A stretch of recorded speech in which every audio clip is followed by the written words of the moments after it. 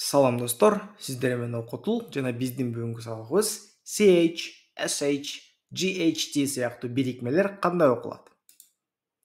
Англис тилинде кээ бир учурларда 2 же 3 тамга биригип алып, башка бир тыбышты чыгарат.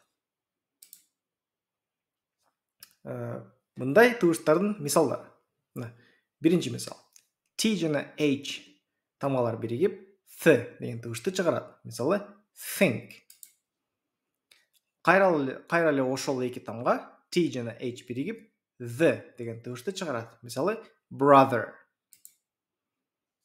S жана H биригип, she деген тыбышты чыгарат. Мисалы, she.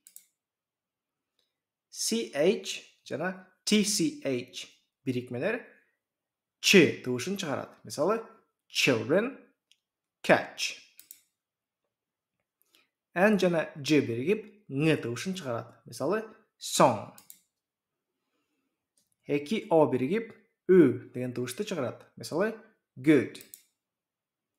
Үндүү тамгаларга R тамгасы кошулганда кыргыз тилиндеги созулма үндүүлөрдө окулат. Мисалы, U жана R биригип, деген тыбышты чыгарат. Мисалы, purse. O жана R биригип, O деген тыбышты чыгарат. Мисалы, horse.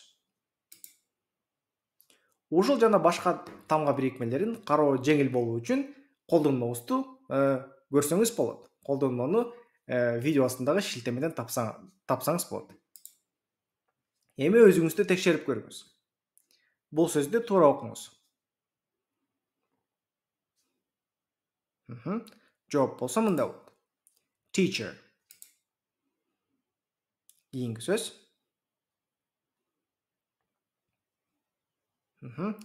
Жооп болсо мындай. Ship. Кийинки сабагыбыз муундар жөнүндө болот. Ушуну менен сабагыбыз аяктады. Кийинки сабактарда көрүшкөнчө.